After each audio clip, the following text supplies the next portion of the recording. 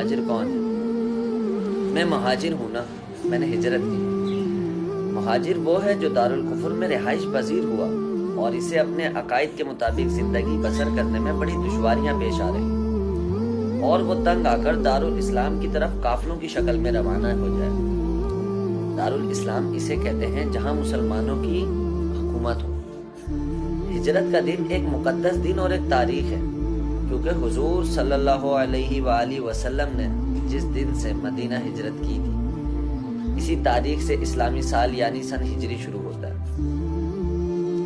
इस दिन के बाद से कोई दूसरा हिजरत का वाकया पेश नहीं आया। क़याम पाकिस्तान के वक्त हमारे बुजुर्गों ने एक नारा दिया कि बट कर रहेगा हिंदुस्तान, बन कर रहेगा पाकिस्तान। इससे ये जाहिर होता है कि 13 अगस्त 1947 को हम सब हिंदुस्तानी थे, जिसमें यूपी, सीपी, बिहार, पंजाब, सिंध, बंगाल, गुजरात और बहुत से दीगर सूबे थे।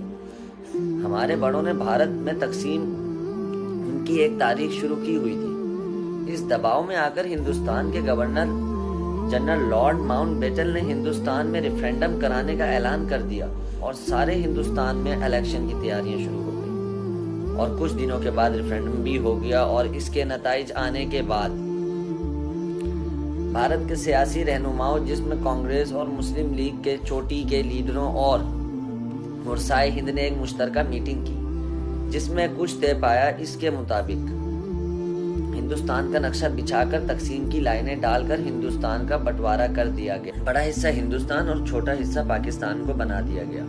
यहाँ से हिंदू भाई गए और वहाँ से मुसलमान भाई आए। इस तरह मुआहदे के तहत मुतबादिल आबादी में हम लोग यहाँ आए और क्लेम भी लिए।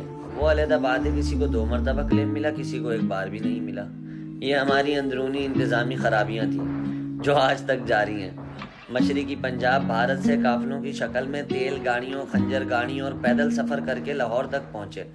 रास्ते पर लूट मार, कत्लो गारत आम था। इसलिए सच तो यह है सबसे ज्यादा इसी रास्ते पर खून बहाया गया और कुछ ट्रेनें भी लूट मार और कत्लो गारत का शिकार हुई, जिसके बाद लियाकत नेहरू मुआहदा हुआ और इसके तहत 1954 तक कोकरा पार का रास्ता खुला रहा। और मैं भी इसी रास्ते पर सफर करता हुआ पाकिस्तान के सूबा सिंध में दाखिल हुआ। सिंध के तमाम शहरों में हमें इज्जत की नजर से देखा गया, प्यार किया और रहने की जगह दी। मैं सिंधी भाइयों का शुक्रगुजार हूँ कि इन्होंने इंसानियत की लाज रखी। मशरिकी पंजाब के अलावा भारत में कहीं भी ताकत के जोर पर निकाला जाता तो आज मुसलमान भारत में ना होते। हाँ, जहाँ कहीं भी हिंदू मुस्लिम झगड़े हुए वहाँ मुसलमान भी लड़ा और मजबूत दफा किया। और आज भी ये सब कुछ वहाँ हो रहा है, इसका भी वो डटकर मुकाबला करते हैं और वो अपनी हिफाजत करते हैं। वहाँ तो हिंदू मुस्लिम झगड़ा होता है और हम पाकिस्तान में सब मुसलमान होने के बावजूद एक दूसरे के साथ झगड़ते हैं, वो भी बहुत खौफनाक तरीके से। बारूदी जैकेट पहनकर मस्जिद के अंदर धमाका कर देते हैं। मैं जब ये लाइनें लिख रहा था तो इस वक्त मुझे अब्दुल गफ्फार खान मरहूम बाचा खान का कॉल याद आ गया। इन्होंने कहा था भारत के तकसीम से हिंदू के मुसलमानों को तकसीम दर तकसीम करने का सामना करना पड़ेगा। और फिर ऐसा ही हुआ। लोग कहते हैं कि तुम लोग अगर महाजिर नहीं हो तो क्या हो। मैं इन लोगों की तरफ खिदमत अर्ज कर रहा हूँ। पाकिस्तान आए थे पाकिस्तान बनाने के लिए। मैं फख्र से ये कह सकता हूँ कि मुल्क से बाहर कोई भी पूछेगा तो मैं कहूँगा मैं पाकिस्तानी हूँ, और मुल्क के अंदर कोई पूछेगा तो मैं शनाख्त कराने के लिए कहूँगा कि मैं उर्दू स्पीकिंग हूँ। हम लोग भारत जाने के लिए नहीं आए, हम यहाँ जो कमाते हैं इसी धरती पे खर्च करते हैं। ये हमारा इतना ही वतन है जितना दूसरों का है।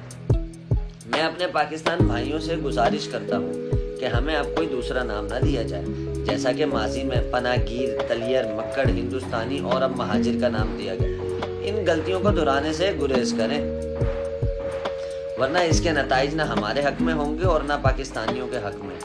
पहली बार 1976 में हिंदुस्तान जब मैं गया तो मैं अपनी जाए पैदाइश तहलील जिला यूपी पहुंचा तो लोगों ने मुझे पाकिस्तानी कहकर खुशामदीद कहा।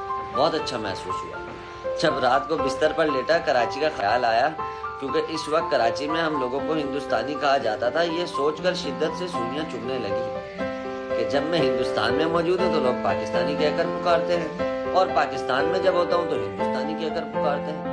ये सब बातें सोच कर ना जहन में ख्याल जरूर आया कि ए खुदा मैं क्या हूँ, कौन हूँ, कहाँ रहता था और कहाँ रह रहा हूँ। क्या ये वतन मेरा नहीं है? फिर कौन सा वतन मेरा है। शायद दोनों ममालिक हमारी गलतियों को माफ करने के लिए तैयार नहीं है। अब मेरा फैसला अल्लाह की अदालत में है, जो वो फैसला करेगा वही बेहतर होगा। इस वक्त तक मैं एक मुसलमान पाकिस्तानी हूँ और हमारी नस्लें भी कहेंगी पाकिस्तान जिंदाबाद। शुक्रिया।